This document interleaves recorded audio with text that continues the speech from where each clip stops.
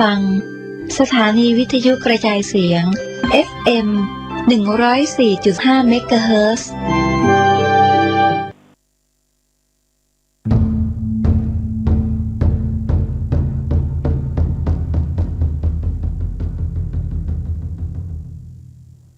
วัดเจ็ดยอดพระอารามหลวง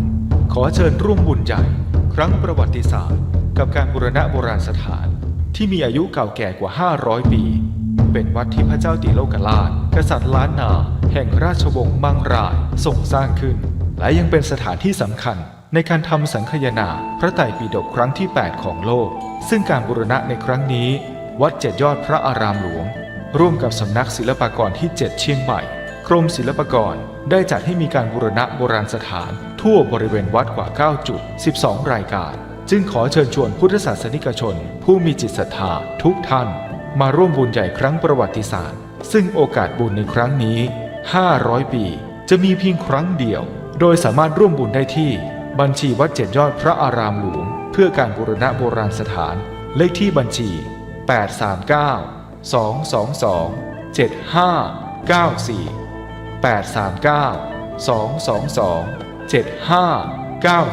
839-222-7594 ธนาคารไทยพาณิชย์สาขานิมมานเหมินหรือติดต่อสอบถามเพิ่มเติมได้ที่ Facebook วัดเจ็ดยอดพระอารามหลวงโทร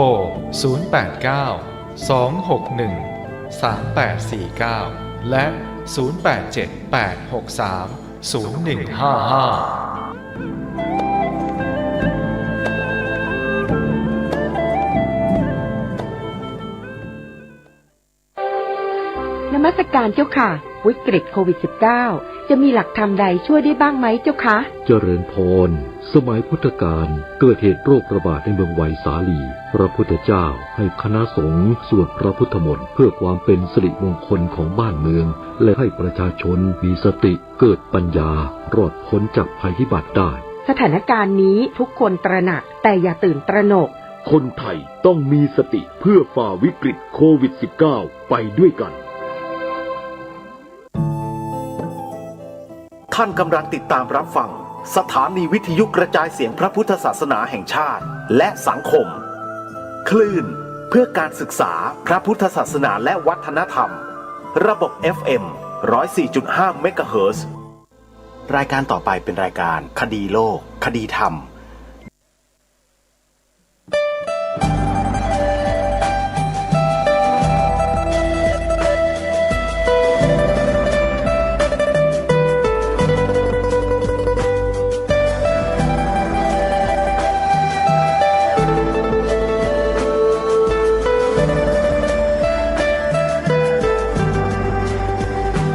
กล้าคิดก็ต้องกล้าทำอย่ากลัวถ้าทำความดีเป็นศึกษาปัญหาให้ทันท่วงทีเมืองไทยจะพัฒนากว่านี้รายการดีๆคดีโลกคดีธรรมขอรำพันบรรยายความคิดเครื่องหมายแห่งสีทั้งสามงามถนัดขาวคือบ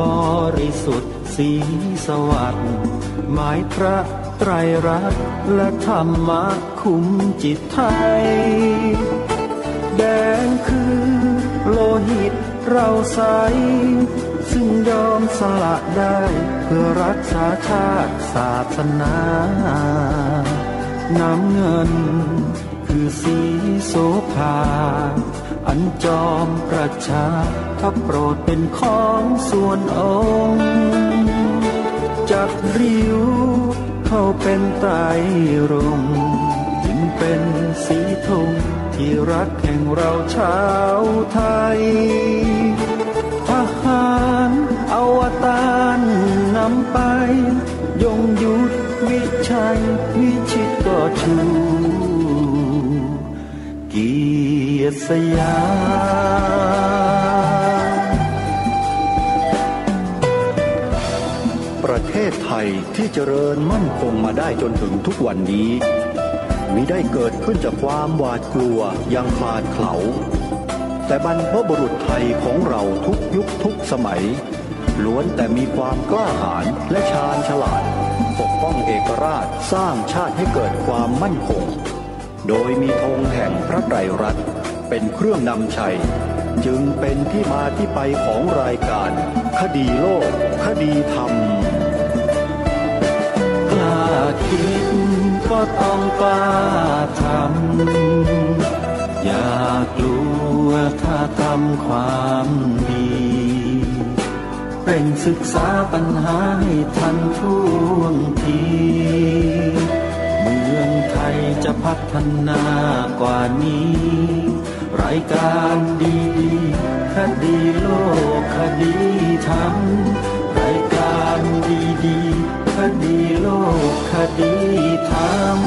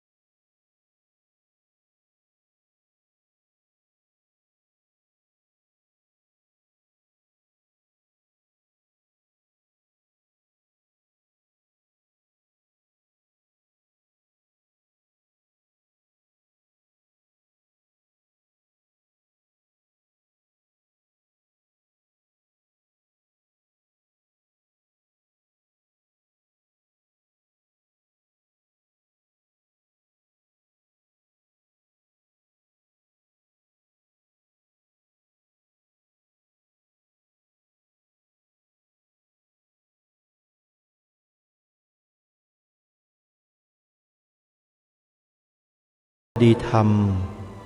มาพบกับท่านผู้ฟังเป็นปกติทุกวันจันทร์ถึงวันศุกร์และวันเสาร์อาทิตย์ทางสถานีวิทยุแห่งนี้ท่านผู้ฟังสามารถใช้โทรศัพท์มือถือของท่านดาวน์โหลดแอปพลิเคชันสมาพันธ์สื่อวิทยุพระพุทธศาสนาอาเซียนไว้ฟังรายการคดีโลกคดีธรรมและรายการอื่นๆของสถานีวิทยุพระพุทธศาสนาแห่งชาติหลายๆสถานีได้ตลอด24ชั่วโมงแอปพลิเคชันนี้ได้พัฒนาให้มาเป็นแอปพลิเคชันธรรมะของชาวพุทธโดยเฉพาะชาวพุทธในประเทศไทยของเราจะได้ศึกษาเรียนรู้ธรรมะจากแอปพลิเคชันนี้โดยทั่วถึงกันรายการคดีโลกคดีธรรมกำลังนำสาระธรรมะที่ดีๆมามอบให้กับท่านผู้ฟังในช่วงนี้เพื่อให้เข้ากับบรรยากาศที่ทุกท่านทุกคนล็อกดาวน์อยู่กับบ้านเมื่อท่านไปไหนไม่ได้เวลาที่มีอยู่ท่านต้องนำมาใช้ให้เป็นประโยชน์สูงสุดแล้วก็ยังไม่เห็นว่าจะมีอะไรดีเท่ากับการศึกษาเรียนรู้ธรรมะรายการคดีโลกคดีธรรมเห็นเป็นโอกาสก็เลยนำธรรมบรรยายของท่านเจ้าคุณพระราชวชิรบัณฑิตหรือพระอาจารย์มหาประนอมธรรมลังการโรเจ้าอาวาสวัดจากแดงอำเภอพระประแดงจังหวัดสมุทรปราการซึ่งท่านเป็นพระสงฆ์ผู้รู้ผู้แตกฉานในพระไตรปิฎกมาเปิดให้กับพวกเราได้สดับรับฟังกันในช่วงนี้จึงขอให้ศรัทธาสาธุชนท่านทั้งหลายได้ตั้งใจฟังก็จะได้รับประโยชน์สูงสุด จากการฟังในช่วงนี้แน่นอนส่วนในช่วงอื่นๆทางรายการบางครั้งก็ปรารภเพื่อจะเตือนจิตเตือนใจชาวพุทธในประเทศไทยของเราบางช่วงบางโอกาสด้วยให้พวกเรายึดมั่นในหลักการของชาติบ้านเมืองเอาไว้หลักการของชาติบ้านเมืองก็มีอยู่3 หลักหลักของความเป็นไทยก็คือความเป็นชาติหลักของความเป็นคนดีก็คือพระพุทธศาสนาหลักของความรักความสามัคคีในหมู่พี่น้องคนไทยของเราก็คือหลักสถาบันพระมหากษัตริย์เพราะฉะนั้น3 เสาหลักของชาติบ้านเมืองนี้จึงเป็นหน้าที่ของเราคนไทยทุกคนต้องช่วยกันปกป้องรักษาไว้ด้วยชีวิตรักษาด้วยชีวิตนะฮะไม่ใช่รักษาด้วยเงินหรือเพียงแค่ด้วยปากที่พูดไปวันๆหนึ่งจงรักภักดีจงรักภักดีแต่ชวนไปทะเลาะเบาะแว้งกันอยู่เรื่อยใครเป็นใครยังไงท่านสาธุชนฟังแล้วดูแล้วพิจารณากันเองคือพูดแล้วทำให้คนฟังเนี่ยไปเกลียดอีกคนกลุ่มหนึ่งซึ่งเป็นคนไทยเหมือนกันแต่เป็นคนไทยที่เขามีความคิดเห็นแตกต่างแต่ถ้าพูดเพื่อทำให้พวกเราเกิดความสำนึกเกิดความรักสามัคคีกันแล้วช่วยกันต่อต้านภัยร้ายของสถาบันชาติศาสนาพระมหากษัตริย์ของเราเนี่ยอันนี้พูดไปเหอะพูดให้คนไทยเรารักกันสามัคคีกันเพื่อต่อต้านสิ่งที่ไม่ดีเหล่านั้นที่จะมาบ่อนทำลายสถาบันชาติสถาบันพระพุทธศาสนาและสถาบันพระมหากษัตริย์ของเราเนี่ยว่าไปเลยทำหน้าที่กันไปเลยแต่ไม่ใช่อาศัยความจงรักภักดีที่มีจริงหรือไม่จริงก็ไม่รู้แหละ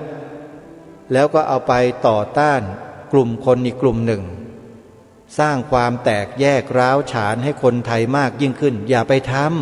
ำเอาความจงรักภักดีไปเล่นการเมืองเนี่ยอาตมาไม่เห็นด้วยหรอกไม่ควรอย่างยิ่งด้วยแต่ถ้านำเอาความจงรักภักดีมาทำอย่างที่รายการคดีโลกคดีธรรมให้ทำอยู่เนี่ยทำไปเถอะมันไม่ได้เสียหายใครเลยเสียหายแต่พวกโจรกบฏต่อชาติบ้านเมืองเนี่ยพวกนั้นน่ะเสียหายเพราะมันจะกบฏต่อชาติบ้านเมืองไงรายการนี้ก็เลยมาชวนพวกเราเนี่ยมาทำความจริงให้ปรากฏเกิดขึ้นด้วยการกล่าวคำนี้พระพุทธศาสนา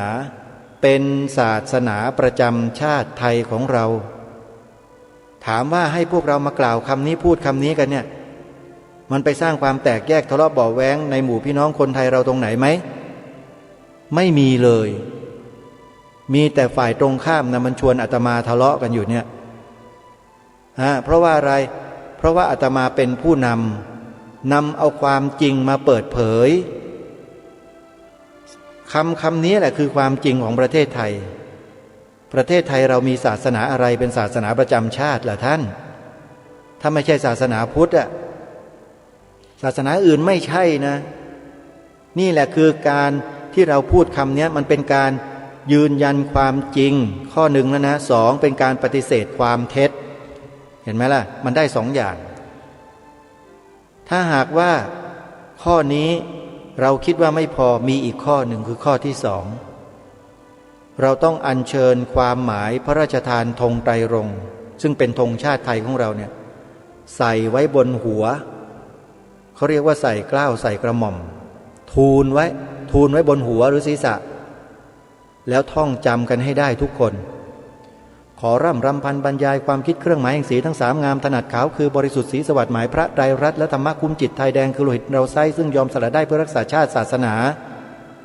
น้ำเงินคือสีโสภาจอมประชาถ้าโปรดเป็นของส่วนองค์จัดริ้วเข้าเป็นไตรรงค์จึงเป็นสีธงที่รักแห่งเราชาวไทยทหารอวตารนำไปยงยุทธวิชัยวิชิตโคชูเกียรติสยาม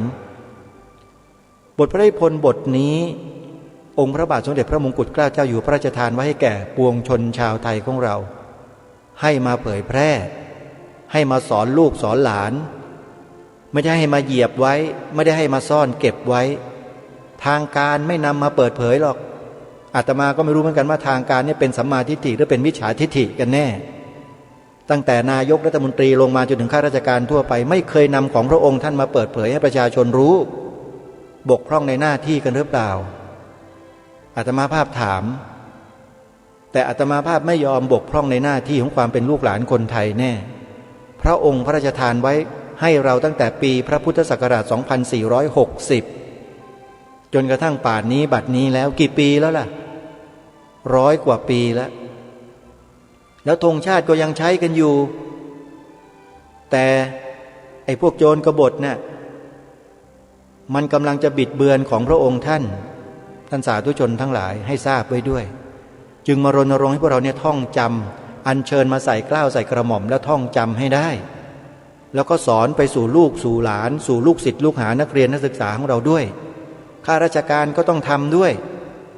เป็นข้าราชการจะเพิกเฉยต่อเรื่องนี้ได้ยังไงไม่ได้3 เหล่าทัพบกทัพเรือทัพอากาศต้องใส่เกล้าใส่กระหม่อมอย่าดีแต่พูดว่าจงรักภักดีแล้วไม่ทำต้องทำด้วยเนี่ยอาตมายังเป็นห่วงอยู่ทหารใหม่ห่างไกลจากสิ่งนี้กันเยอะเพราะว่าหลักสูตรทหารใหม่ไม่รู้ใครไป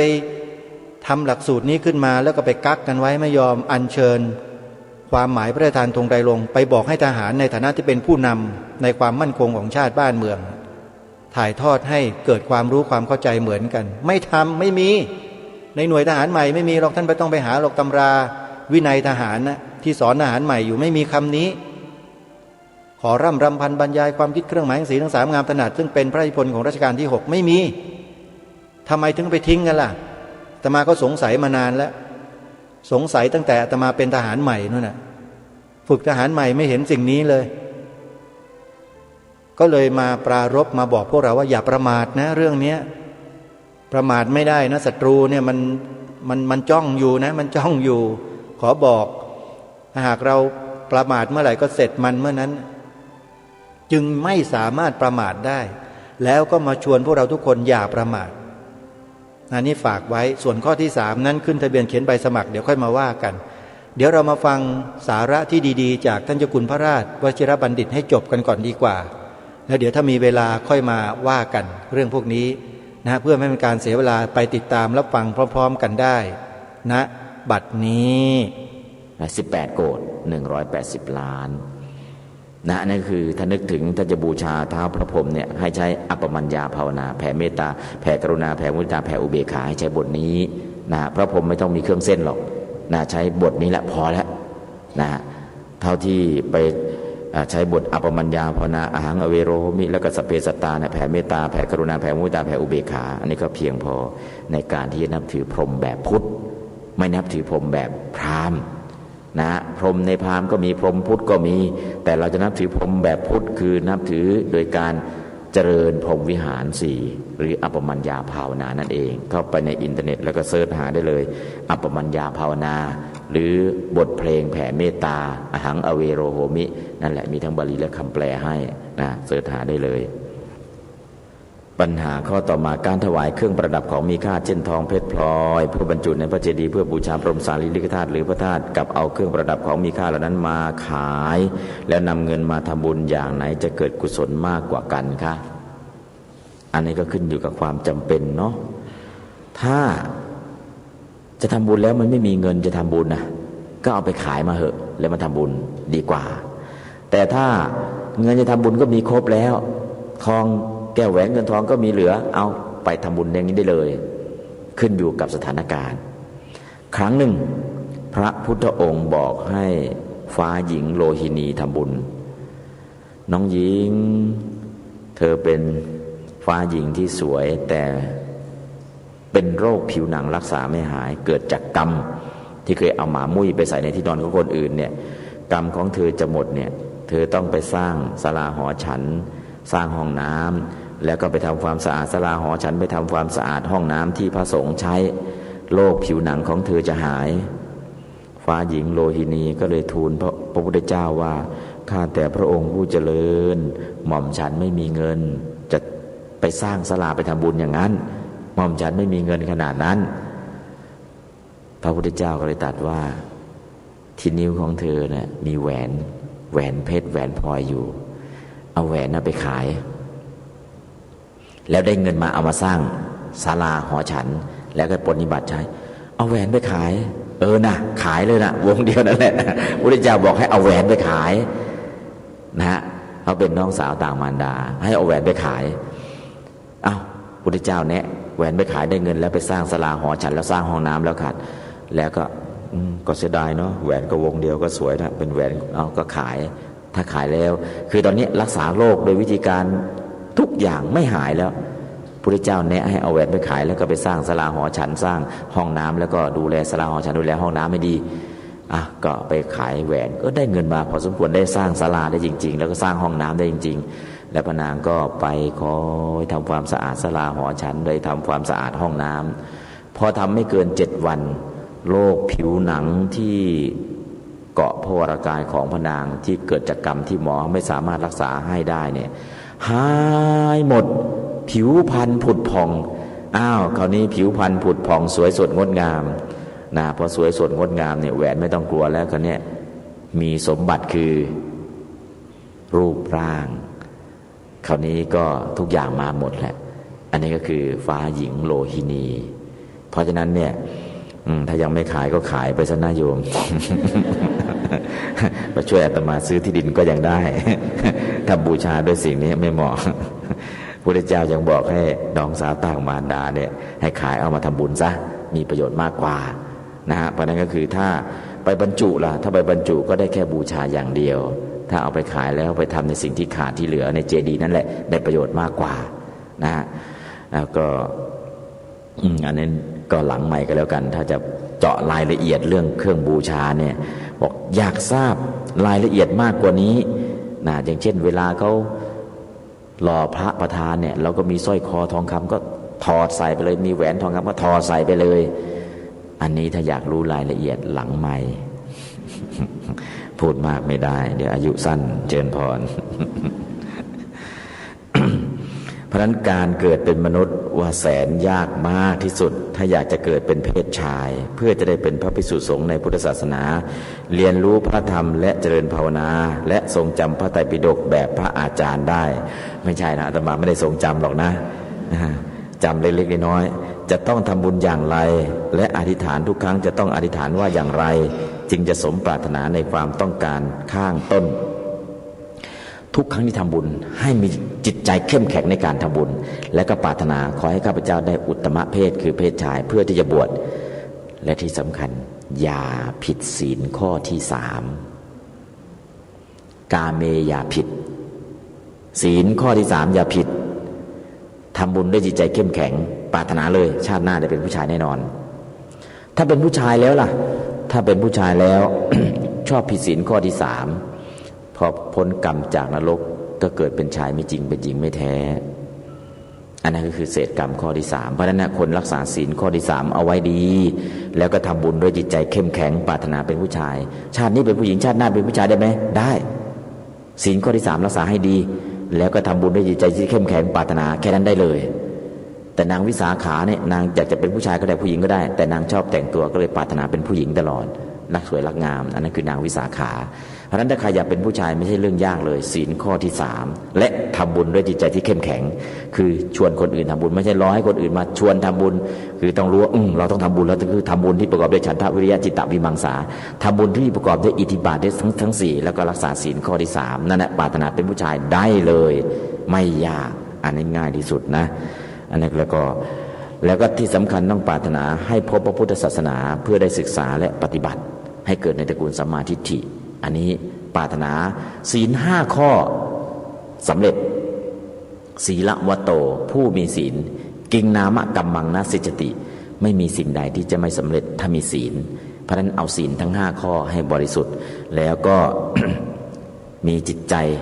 ในการทำบุญทำกุศลที่ประกอบด้วยอิทธิบาททั้ง4ฉันทะพอใจที่จะทำวิริยะมีความเพียรที่ทำจิตตะเอาใจใส่ที่ทำวิมังสามีปัญญาในการทำถ้าครบทั้ง4นะการเป็นเพศชายไม่ใช่เรื่องยากอีกต่อไปนะแล้วก็คุณพ่อเป็นมิจฉาทิฏฐิไม่เชื่อนรกสวรรค์กรรมเวรลูกสาวสามารถบวชชีได้หรือไม่บวชได้ พ่อจะเป็นอะไรแม่จะเป็นอะไรบวชได้ทั้งนั้นแหละยกตัวอย่างพระสารีบุตรแม่เป็นอะไรโยมแม่เป็นมิจฉาทิฏฐิแม่นับถืออะไรโยมแม่พระสารีบุตรนับถือพระพรหมเป็นผู้สูงสุดพุทธเจ้าหรือเป็นคนศาสดาของฉันเนี่ยเป็นพรหมศาสดาของลูกชายคือพระสารีบุตรเป็นมนุษย์ไม่เจ๋งหรอกศาสดาของแม่ดิเป็นพระพรหมสูงกว่ามนุษย์คือพุทธเจ้าพุทธเจ้าเป็นมนุษย์เพราะฉะนั้นพระสารีบุตรจะเทศโปรดโยมแม่ไม่ฟังไม่สนใจแล้วก็มีพระไม่ใส่บาตรด้วยนะไม่ยอมใส่บาตรด้วยแล้วก็วันหนึ่งสามเณรลาหุนบิณฑบาตผ่านหน้าบ้านพระสารีบุตรหน้าบ้านโยมแม่เนาะไม่ใช่พระสารีบุตรพระสารีบุตรออกบวชแล้วโยมแม่ก็แค้นพระสารีบุตรพระสารีบุตรบวชคนเดียวยังไม่พอเอาน้องชายบวชด้วยน้องชายยังไม่พอเอาน้องสาวบวชด้วยโยมแม่ก็เป็นมิจฉาทิฏฐิอยู่แล้วก็เลยแค้นพระสารีบุตรถ้าพระบิณฑบาตหน้าบ้านไม่ใส่บาตรยังไม่พอฝากอะไรมาฝากด่ามาถึงพระสารีบุตรฝากด่ามาถึงพระสารีบุตรดูดิมันบวชแล้วยังไม่พอมันเอาน้องชายมันบวชอีกมันเอาน้องสาวบวชอีกด่าพระสารีบุตรวันหนึ่งสามเณรลาหุนบิณฑบาตผ่านหน้าบ้านโยมแม่พระสารีบุตรพระสารีบุตรก็ถามลูกเนรสารีบุตรลูกเนรลาหุนไปบิณฑบาตผ่านบ้านโยมแม่ฝากอะไรมาฝากด่ามาถึงท่านโยมแม่ฝากด่ามาถึงท่านด่าเรื่องอะไรล่ะท่านบวชตัวเองยังไม่พอเอาน้องชายบวชเอาน้องสาวบวชเนี่ยก็เลยไม่ได้ใส่อาหารหรอกแต่ฝากด่ามาถึงท่านโยมแม่พระสารีบุตรเป็นมิจฉาทิฏฐิพระสารีบุตรก็ดูช่วยได้ยังไงเนาะโยมแม่เป็นมิจฉาทิฏฐิเอาละก่อนท่านจะนิพพานก็กลับไปบ้านก็ป่วยจะนิพพานแล้วไปเยี่ยมโยมแม่ไม่เคยไปท่านเผยแพร่ศาสนาไปทุกคนทุกแห่งวันนี้ท่านรู้ว่าร่างกายของท่านไม่ไหวแล้วป่วยหนักแล้วก็จะนิพพานก็เลยไปหาโยมแม่ไปเยี่ยมโยมแม่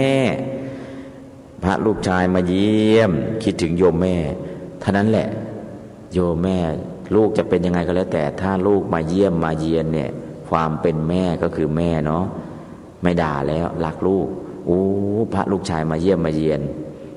และก็ต้อนรับในฐานะเป็นลูกไม่ได้ต้อนรับในฐานะเป็นพระอรหันต์นะในฐานะเป็นลูกลูกชายมาเยี่ยมดีอกดีใจลูกลูกจะโยมแม่อาตมาเกิดที่ห้องไหนคลอดที่ห้องไหนห้องนี้อาตมาจะมาพักกับโยมแม่จัดห้องพักให้อาตมาอยู่ตรงนั้นแหละอาตมาไม่ค่อยสบายโยมแม่ช่วยดูแลนะจัดห้องพักให้อาตมาตรงห้องที่อาตมาเกิดนั่นแหละโยมแม่ก็จัดห้องจัดอะไรให้ท่านพักตรงนั้นแหละท่านไม่สบายท่านเป็นอัครสาวกแต่คนที่ดูแลท่านมีใครล่ะพระอินทร์มหาพรหมดูแลท่านตลอดท่านเป็นอัครสาวกตกเย็นแสงสีเขียวแวบแวบแวบแวบแสงสีเขียวโยมแม่ก็นั่งดูแสงสีเขียวมาสักพักหนึ่งกระโถนที่ท่านใช้แล้วเนี่ยลอยไปอยู่บนหัวของพระอินทร์แสงสีเขียวนั่นแหละแต่รูปร่างไม่ชัดเจนเห็นลำแสงเขียวๆแล้วกระโถนลอยไปอยู่ข้างบนแล้วก็เอากระโถนไปเททิ้งแล้วก็ล้างแล้วก็มาตั้งสักพักหนึ่งลำแสงสีเหลืองๆเอาน้ำอุ่นน้ำเย็นมาแล้วก็มีผ้าชุบน้ำอุ่นน้ำเย็นแล้วก็มาเช็ดตัวพระสารีบุตรโยมแม่ก็ท่านพระไอ้แสงสีเขียวๆแล้วเอากระโถนไปทิ้งใครพระอินทร์พระอินทร์มาเทกระโถนให้พระลูกชายไอ้ลำแสงเหลืองแล้วก็เอาน้ำอุ่นน้ำเย็นมาเช็ดพระลูกชายเนี่ยใครท้าวมหาพรหมท้าวมหาพรหมที่แม่นับถือสูงสุดใช่ท้าวมหาพรหมที่โยมแม่นับถือสูงสุดถ้ามาเทียบกับพระลูกชายของโยมท้าวมหาพรหมเนี่ยคือเด็กวัดพระลูกชายของโยมเนี่ยคือเจ้าอาวาสลูกชายโยมแม่เก่งขนาดนั้นใช่ท้าวมหาพรหมที่โยมแม่นับถือว่าสูงสุดถ้ามาเทียบกับพระลูกชายเนี่ยพระลูกชายโยมเป็นเจ้าอาวาสท้าวมหาพรหมเป็นเด็กวัดโยมแม่เข้าใจหรือยังพระลูกชายโยมแม่เจ๋งขนาดนี้เยอะเลยเท่านั้นแหละพระลูกชายเก่งกว่าท้าวมหาพรหมที่แม่นับถือว่าสูงสุด เท่านั้นแหละก้มลงกราบพระลูกชายโอ้ยลูกชายแม่เก่งขนาดนี้ทำไมลูกแม่ไม่บอกว่าแม่เนี่ยไม่บอกโยมแม่ว่าลูกชายเนี่ยมีลูกศิษย์เป็นเท้ามหาพรหมแม่ก็นับถือเท้ามหาพรหมมาทั้งชีวิตและตอนนี้คนที่เก่งกว่าเท้ามหาพรหมคือลูกแม่เท่านั้นแหละก้มลงกราบพระสารีบุตรกราบแล้วกราบอีกสุดท้ายพระสารีบุตรก็เลยเทเสร็จโยมแม่เป็นสัมมาทิฏฐิได้บรรลุโสดาบันพอได้บรรลุโสดาบันพระสารีบุตรก็ดูสังขารโยมแม่เอาละโปรดให้โยมแม่บรรลุแล้วตอนนี้ก็คือสมปรารถนาตอบแทนบุญคุณโยมแม่ทำให้โยมแม่ได้บรรลุก็เลยลาโยมแม่กลับแล้วก็ไปลาพระพุทธเจ้าแล้วท่านก็นิพพานนะฮะประเด็นในส่วนตรงนี้ก็จะเห็นว่าคุณพ่อเป็นมิจฉาทิฏฐิบวชได้ไหมบวชได้บวชแล้วก็ลองเรียนแล้วก็ลองปฏิบัติให้ได้บรรลุแล้วก็ทำอย่างภาษาลีบุตรดู ใช้วิธีการนี้แหละคือคนเขายังไม่รู้ไม่อะไรเนี่ยก็ปล่อยไปก่อนเพราะนั้นเนี่ยพอเราจะเป็นอะไรก็แล้วแต่นะบวชได้เลยเป็นมิจฉาทิฏฐิยังไงก็แล้วแต่สุดท้ายเนี่ยสามารถช่วยได้แต่ขอให้เรียนจริงๆปฏิบัติจริงๆแล้วก็รู้จริงๆแล้วก็ไปเทศน์โปรดโยมพ่อให้บรรลุนะให้พ้นจากมิจฉาทิฏฐิเป็นสัมมาทิฏฐิสามารถช่วยได้อันนี้เรื่องเกิดขึ้นจริงๆนะต่อไปเรื่องการแผ่เมตตาให้ตนเองมีประวัติความเป็นมาอย่างไรพระพุทธองค์ทรงบัญญัติไว้หรือไม่ประโยชน์ในการแผ่เมตตาให้ตนเองเป็นอุบายเพื่อให้รักผู้อื่นเหมือนรักตนเองเกลียดความทุกข์รักความสุขใช่หรือไม่ประวัติความเป็นมาของการแผ่เมตตาในบทกรณียเมตสูตรนั่นแหละสัพเพสัตตาภวันตุสุขิตตาในบทเมตสูตรบอกว่าแผ่เมตตาให้ตนเองก่อนนะคนแรกที่เราต้องแผ่ให้คือตัวเราคนที่สองบิดามารดาครูบาอาจารย์คนที่สามเพื่อนๆญาติสนิทมิตรสหายสุดท้ายศัตรูคู่เวรแล้วจึงเหมารวมสัพเพสัตตาอเวราโหนตุเพราะนั้นมีตัดไว้ในเมตสูตรเมตตาใหญ่เมตตาเล็กเมตตาใหญ่ก็คือเมตตายาภิกเวเจโตวิมุตติยาอาเสวิตายาภาวิตายาปหุลีกตายญาณีกตายาวัตถุกตายะเป็นต้นเมตตาใหญ่คือแผ่เมตตาแบบเจาะจงแบบไม่เจาะจงมี528ประโยคในการแผ่เมตตาก็เรียกว่าเมตตาใหญ่เมตตาเล็กก็คือกรณียมันตกุสเลนยันตาสันดังบดังอภิสเมจะเป็นต้นเมตตาเล็กนี้ก็แผ่เมตตาให้ตนเองแล้วก็แผ่เมตตามีใครบ้างในบทกรณียเมตสูตรก็บอกไว้ชัดเจนเพราะฉะนั้นแผ่เมตตาให้ตัวเราเองก่อนเพื่อให้ใจเราในเกลียดความทุกข์รักความสุขจริงๆแล้วก็ให้เมตตาจิตมันเกิดขึ้นในใจของเราจริงๆก่อนที่เมตตาจะไปถึงผู้อื่นซึ่งโบราณได้บอกไว้ชัดเจนว่า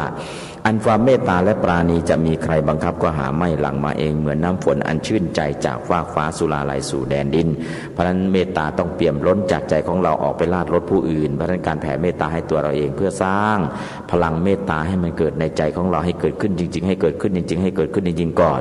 นะฮะแล้วจึงจะแผ่เมตตาให้คนอื่นนั่นคือเมตตาจริงๆเพราะฉะนั้นการแผ่เมตตามีอานิสงส์11ประการหลับก็หลับเป็นสุขตื่นก็ตื่นเป็นสุขฝันก็ไม่ฝันร้ายสีหน้าก็ผ่องใสไม่แก่ก่อนวัยศัตรูอาวุธยาพิษทำอันตรายไม่ได้ไม่หลงตายเมื่อตายแล้วก็ไปเกิดในพรหมโลกอานิสงส์11ประการสำหรับผู้แผ่เมตตาเพราะฉะนั้นต้องมีคุณสมบัตินะในการแผ่เมตตามีอยู่จริงๆในพระไตรปิฎกแผ่เมตตาให้ตนเองด้วยเมตสูตรหรืออาหังสุกิโตโหมิใช้ได้ทั้งนั้นแต่แผ่เมตตาให้ผู้อื่นก็สัพเพสัตตาเขาเรียกว่าแผ่แบบเจาะจงและแผ่แบบไม่เจาะจงมีที่มาหลายที่ในพระไตรปิฎกนะเรื่องของการแผ่เมตตามีจริงๆคำถามก็รู้สึกว่าหมด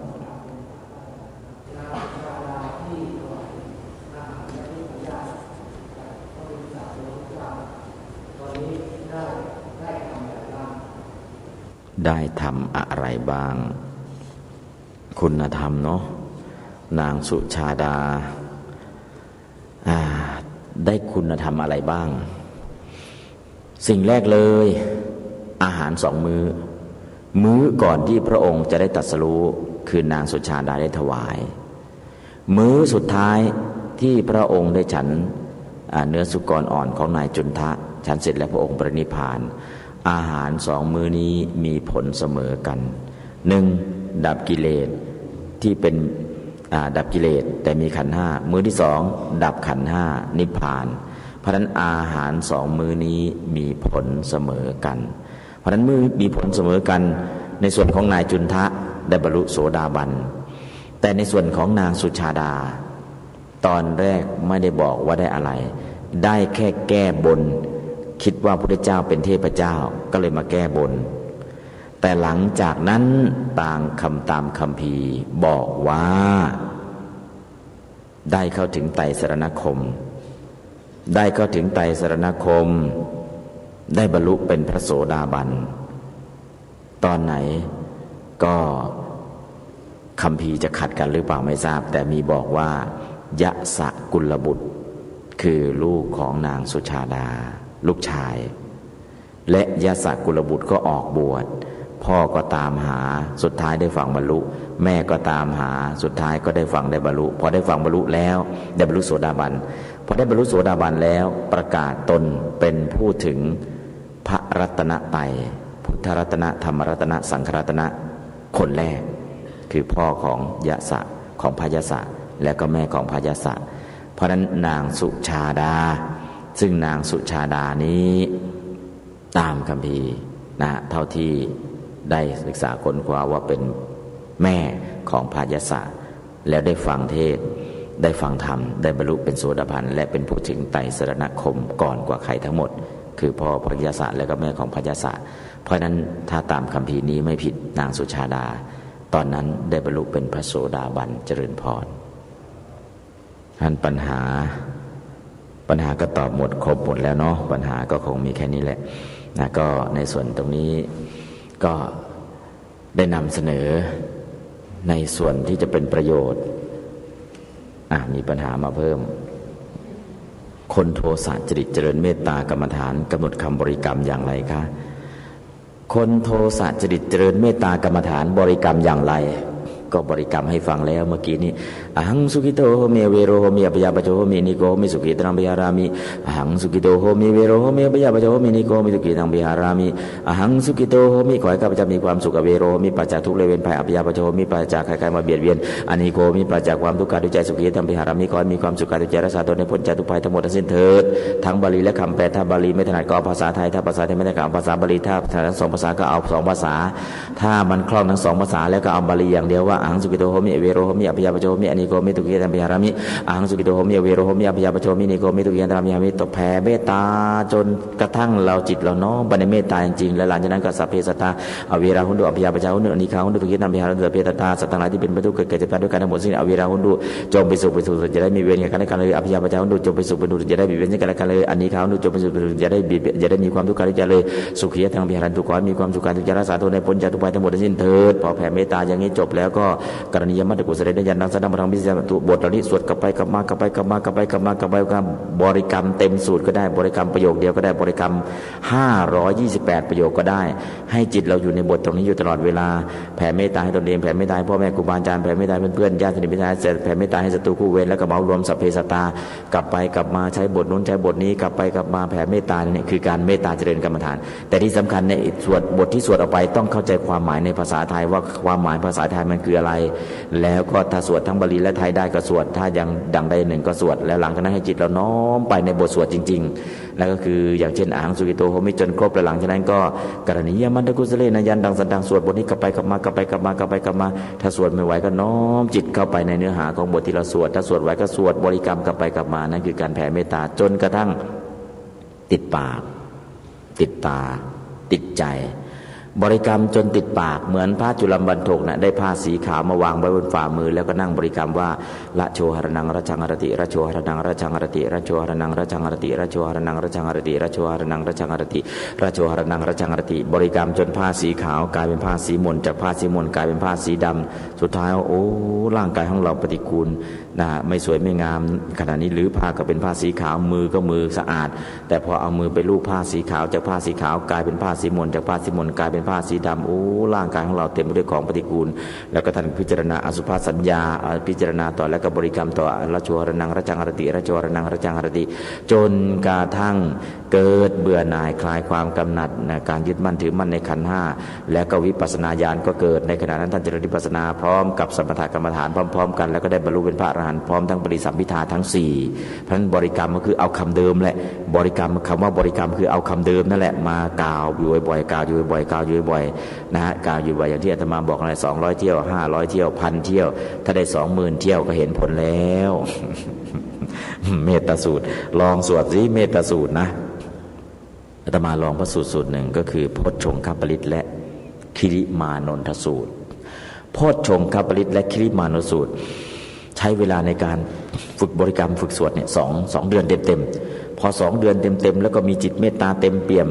ใครนอนป่วยอยู่คนแก่คนเฒ่านอนป่วยอยู่ตามบ้านนอกเนี่ยไปถึงก็ไปเยี่ยมเสร็จแล้วก็สวดเมตตาสูตรสวดโพชฌงคปริตแล้วก็สวดคิริมานนทสูตรให้ฟังแล้วก็คุยธรรมะก็ปรากฏว่าพอสวดเสร็จคุยธรรมะเสร็จลุกขึ้นได้หายลุกขึ้นได้จริงๆมีพลังแต่หลังจากนั้นไม่มีเวลาทำแล้วคือต้องฝึกเมตตาสูตรขันธปริตแล้วก็โพชฌงคปริตแล้วก็คิริมานนทสูตรช่วงนั้นเนี่ยมีเวลาฝึกทุกวันเลยทุกวัน2 เดือนแล้วไปสวดให้ฟรีไม่ต้องถวายอะไรอยากทำบุญแค่ถวายน้ำดื่มก็พอนะสวดแล้วก็คุยธรรมะสวดแล้วคุยธรรมะสวดแล้วคุยธรรมะสวดแล้วคุยธรรมะจนกระทั่งคนป่วยที่นอนติดเตียงอยู่ลุกขึ้นได้อันนี้คือทดลองเอง2 เดือนเต็ม2 เดือนเต็มนะต้องสวดบทนี้ทุกวันเสร็จแล้วไปด้วยจิตเมตตาจริงๆไปด้วยจิตเมตตาแล้วก็สวดให้ด้วยแผ่เมตตาให้ด้วยแล้วก็คุยธรรมะสนทนาธรรมะสุดท้ายเห็นผลนะเพราะนั้นก็คือการบริกรรมเนี่ยถามว่านานไหมเท่าที่ทดลองมาแล้วนี่เห็นผลเนี่ย2 เดือนเต็มให้ทำทุกวันบาลีคำแปลบาลีคำแปลบาลีคำแปลให้มันติดปากติดตาติดใจติดปากติดตาติดใจติดปากเรียกว่าวาจุกตะติดตาเรียกว่าอุคหิตะติดใจเรียกว่ามนสาวทิตะถ้า3ติดนี้แล้วลองเลยทำเลยเห็นผลอันนี้ก็คือการที่จะให้เห็นผลและก็เรียนถามว่าอยู่บ้านทำโน่นทำนี้ไม่ง่วงเลยมาปฏิบัติง่วงตลอด มารอะไรจะรบกวนขนาดนี้ อยู่บ้านไม่เคยง่วงเลยพอมาปฏิบัติง่วงตลอดหลับตาเมื่อไหร่หลับเลยเจ้าค่ะแก้ยังไงดีพยามารอะไรจะแกล้งขนาดนี้อยู่บ้านไม่ยอมหลับนะแต่พอมาฝึกนั่งปุ๊บหลับเลยก็ไม่ต้องหลับลืมตาเลยไม่ต้องหลับ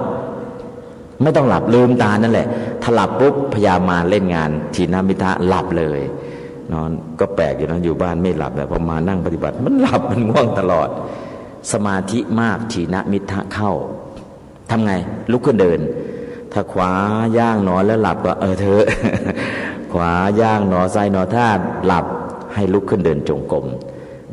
มยังไม่หายออกไปแงนดูแสงไฟออกไปแงนดูท้องฟ้าแงนแล้วยังไม่หายไปล้างหน้าแล้วยังไม่หายกลับไปนอนซะ นะดูที่อยู่ที่บ้านไม่หลับมาปฏิบัติเนี่ยหลับเลยสมาธิมากไปหน่อยและที่สำคัญไม่ต้องหลับตานะลืมตาเลยแล้วลืมตาทำไงล่ะเห็นหนอลืมตาแล้วก็เห็นนี่ก็นั่งบริกรรมว่าเห็นหนอสิ่งที่เห็นเป็นรูปผู้เห็นเป็นนามเสียงที่ได้ยินหนอเสียงที่ได้ยินเป็นรูปผู้ได้ยินเป็นนามแค่นี้แหละถ้าสมถะต้องปิดตาเพื่อจิตสงบแต่ถ้าวิปัสสนาเนี่ยลืมตาได้ฟังได้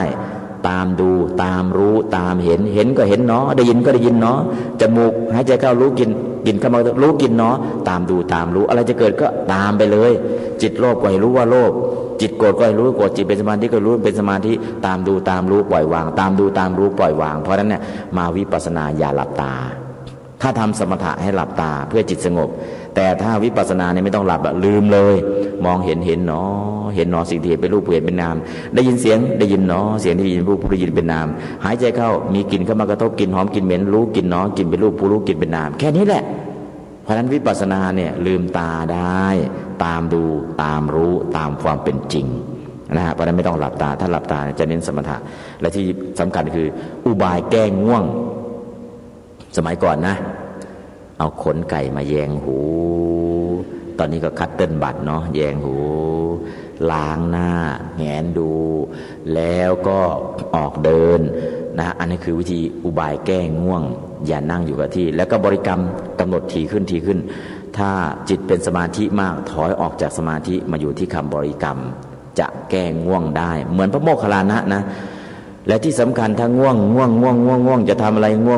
วงแสดงว่าชาติที่แล้วมาจากพญานาค ลองไปคำชะโนดดู เดี๋ยวคนจะจุดธูปเองแหละ ลูกหลานพญานาคมาแล้วเดี๋ยวพวกลุมจุดธูปบูชา เอาละสำหรับตรงนี้จ้ะ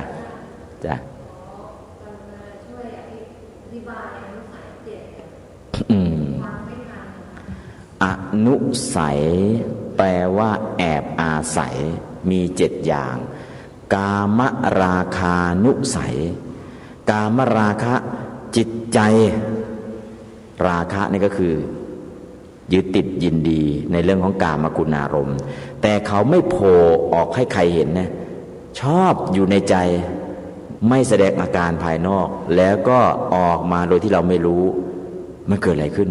เรื่องของกามคุณอารมณ์มันละไม่ได้มันแอบอาศัยอยู่ในใจของเราแล้วก็เล่นงานเรา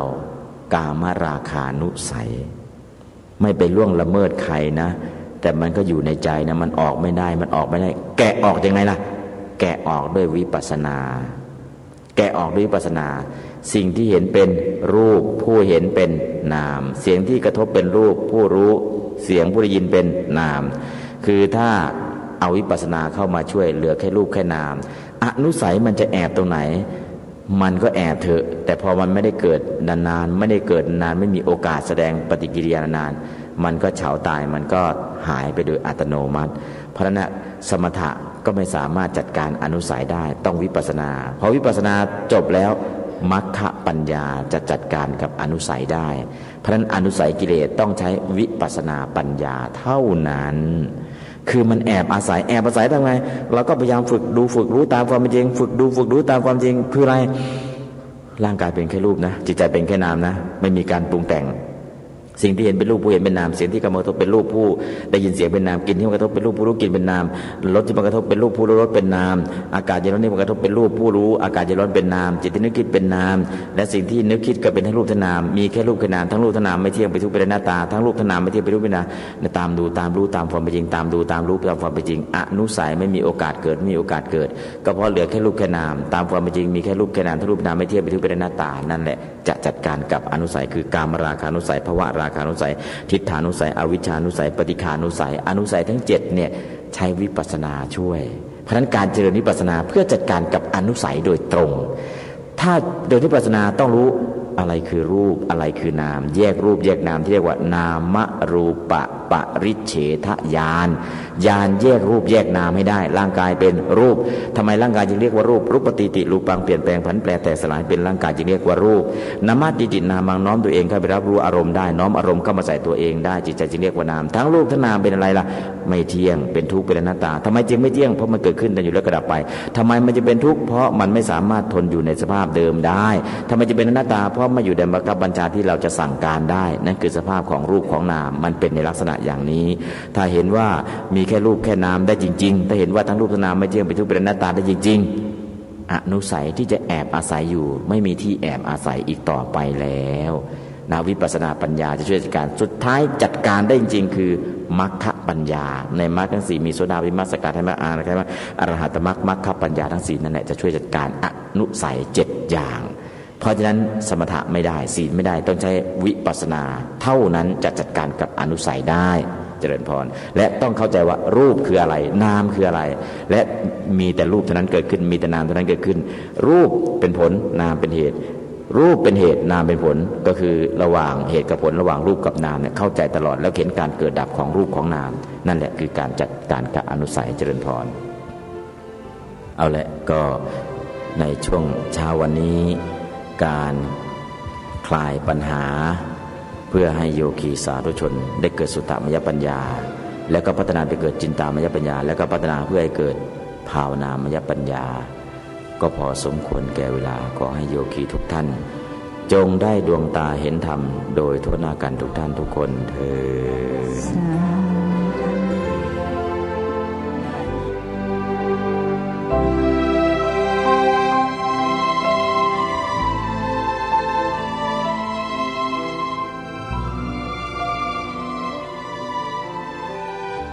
ท่านสาธุชนทุกท่านที่จบไปนั้นเป็นการตอบปัญหาธรรมะของผู้ปฏิบัติ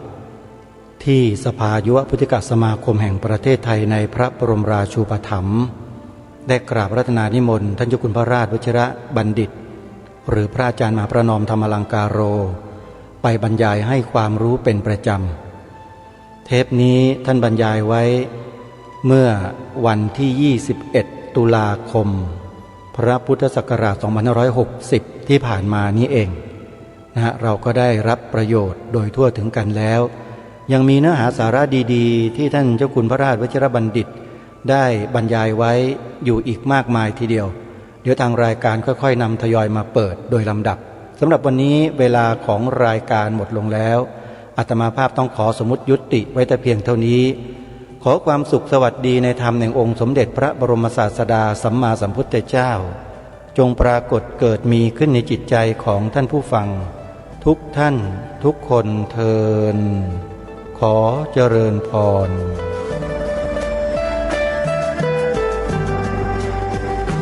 กล้าคิดก็ต้องกล้าทำอย่ากลัวถ้าทำความดีเป็นศึกษาปัญหาให้ทันท่วงทีเมืองไทยจะพัฒนากว่านี้รายการดีคดีโลกคดีธรรมขอรำพันบรรยายความคิดเครื่องหมายแห่งสีทั้งสามงามถนัดขาวคือบริสุทธิ์สีสวัสดิ์หมายพระไตรรัตน์และธรรมะคุ้มจิตไทยแดงคือโลหิตเราใสซึ่งยอมสละได้เพื่อรักษาชาติศาสนาน้ำเงินคือสีโสภาอันจอมประชาถ้าโปรดเป็นของส่วนองค์จักริ้วเข้าเป็นไตรรงค์จึงเป็นสีธงที่รักแห่งเราชาวไทยทหารอวตารนำไปยงยุทธวิชัยวิชิตก็ชูเกียรติสยามประเทศไทยที่เจริญมั่นคงมาได้จนถึงทุกวันนี้มิได้เกิดขึ้นจากความหวาดกลัวอย่างคลาดเขลาแต่บรรพบุรุษไทยของเราทุกยุคทุกสมัยล้วนแต่มีความกล้าหาญและชาญฉลาดปกป้องเอกราชสร้างชาติให้เกิดความมั่นคงโดยมีธงแห่งพระไตรรัตน์เป็นเครื่องนำชัยจึงเป็นที่มาที่ไปของรายการคดีโลกคดีธรรมกล้าคิดก็ต้องกล้าทำอย่ากลัวถ้าทำความดีเป็นศึกษาปัญหาให้ทันท่วงทีเมืองไทยจะพัฒนากว่านี้รายการดีคดีโลกคดีธรรมรายการดีคดีโลกคดีธรรม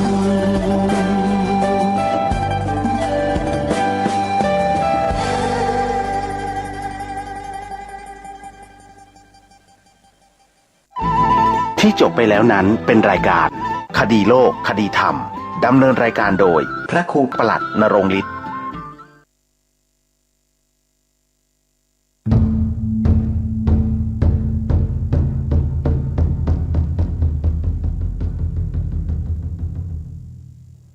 วัดเจ็ดยอดพระอารามหลวงขอเชิญร่วมบุญใหญ่ครั้งประวัติศาสตร์กับการบูรณะโบราณสถานที่มีอายุเก่าแก่กว่า500ปีเป็นวัดที่พระเจ้าติโลกราชกษัตริย์ล้านนาแห่งราชวงศ์มังรายทรงสร้างขึ้นและยังเป็นสถานที่สำคัญในการทำสังคายนาพระไตรปิฎกครั้งที่8ของโลกซึ่งการบูรณะในครั้งนี้วัดเจ็ดยอดพระอารามหลวง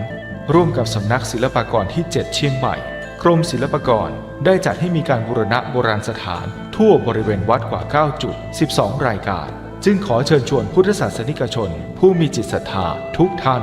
มาร่วมบุญใหญ่ครั้งประวัติศาสตร์ซึ่งโอกาสบุญในครั้งนี้500 ปีจะมีเพียงครั้งเดียวโดยสามารถร่วมบุญได้ที่บัญชีวัด7 ยอดพระอารามหลวงเพื่อการบูรณะโบราณสถานเลขที่บัญชี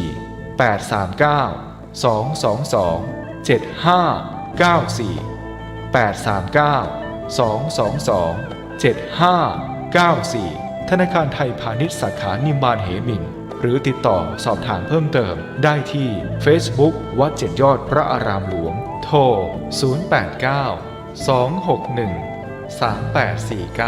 089-261-3849 และ